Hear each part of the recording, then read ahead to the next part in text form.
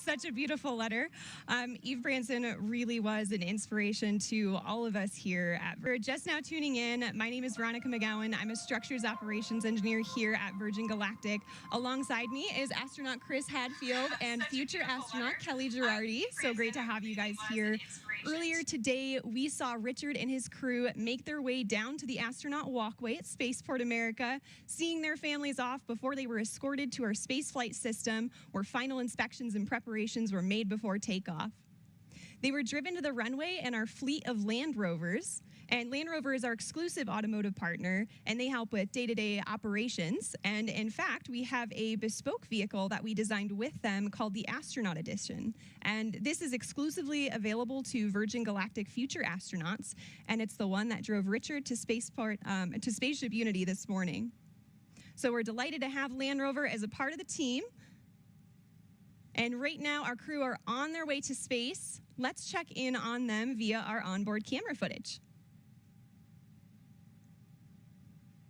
Wow, look at that view already, and you can see some contrails. Chris, how do you think the crew will be feeling right about now? So many different things at once. They're just about leveled off at altitude, right up at 46,000 feet. But inside their bodies, they've got like this tug of war going on because they're focused. Like there's no more focused, you know, the 4 in the back and the 2 in the front, really focused. But at the same time, there's this like rising excitement that you can feel like a thermometer going up inside your own body. But I remember at the time, what I really wanted to do was go back to my 9-year-old self and just run around the cockpit and scream and wave my hands, because it's just so exciting and fun. They're focused, they're professional, they're doing their job, but it's just a magnificent moment as we get ready for ignition.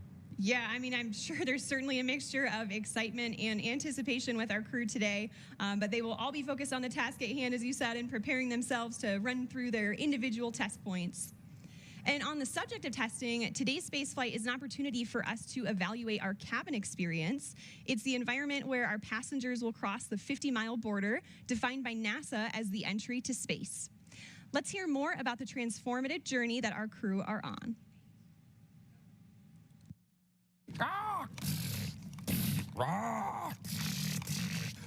You shall. Oh, hello. I was just contemplating the wonder of innovation. You know, back in 1860, it took 10 days for the Pony Express to deliver a letter from Missouri to the toilet while they vacation on the other side of the world. Progress. But while some technology has grown exponentially, others have remained practically the same. Planes still travel at the same speed they did 50 years ago. We still use the same ground launch system from the early days of space travel, and they haven't come out with a new snow cone machine in years. That's where the innovations of Virgin Galactic come in.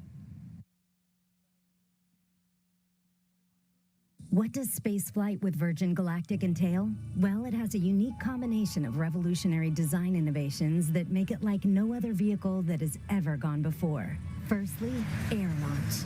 Most rockets you see make a loud and bumpy vertical launch from the ground. To launch from the ground requires huge amounts of energy to lift the vehicle from a static start and to propel it through the thickest parts of the Earth's atmosphere.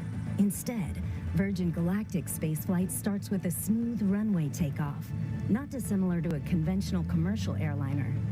The spaceship, attached to a mothership, gracefully ascends to the launch altitude of around 50,000 feet, bypassing the thickest parts of the Earth's atmosphere, making it far more energy efficient and far more comfortable for the passengers inside. When the vehicles have reached the launch altitude and location, Mission Control provides clearance for release. Release, release, release. The pilots activate the launch and set spaceship free. Within seconds, the rocket motor ignites as the vehicle starts its rapid ascent toward the stars.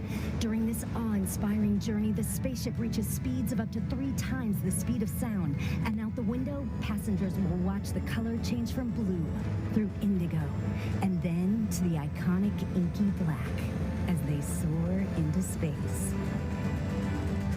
One Once the rocket motor shuts down, passengers will unbuckle their seatbelts and float effortlessly around the cabin, enjoying the childlike freedom of zero gravity. The cabin becomes a spacious, three-dimensional playground as passengers experience space firsthand, helmet-free. The ship has an incredible 17 windows, and passengers won't be able to resist being drawn towards the undeniable, euphoric beauty that lies beneath, as planet Earth looks right back at them in all her majesty. Whilst enjoying weightlessness and the life-changing view, the vehicle is preparing itself for re-entry into the Earth's atmosphere, utilizing the second design innovation of Virgin Galactic's space system, the Feather. There's FPGs. Re-entry is arguably the most challenging aspect of space travel and has largely been approached in two ways, with winged vehicles or with capsule spacecraft. The revolutionary aspect of Virgin Galactic Feather technology is that it enables the vehicle to act like a winged vehicle when it is advantageous to be a winged vehicle, and then behave as a capsule when a capsule design gives you the advantage. On the way to space, the spaceship folds in half, with the wings moving upward to a 60-degree position as our pilots put the vehicle into an elegant. This maneuver also allows the vehicle to behave like a capsule on re-entry, spreading the friction heat generated from re-entering the Earth's atmosphere across the entire underside of the spaceship, and aerodynamically enabling it to reorient itself from any position. Once the ship has slowed down and starts to travel through the thicker parts of the Earth's atmosphere, is advantageous for maneuverability. Bases come back down from their feather position, and the spaceship gently glides back home safely as the pilots begin, ensuring a thrilling yet comfortable ride for those on board, and landing on the same runway. A truly extraordinary design, fit for an out-of-this-world experience, enabling it to reorient itself from any position. Once the ship has slowed down and starts to... An emotional and life-changing moment to experience zero-G and see our fragile planet floating in the depths of space. I would go for in a minute if my wife would let me. How about you, Veronica? Oh, absolutely. I mean, that would be an offer too good to refuse. Now, Chris, I'm sure you'd agree that the experience that Richard is having right now is probably a lot more comfortable than your launches. Yeah, I had a chance to fly as part of the space shuttle crew twice, and then I flew on the Russian ship as the pilot once, and it's a little capsule, like they were talking about winged and capsule vehicles, but both of them needed a rocket to get them up above the atmosphere.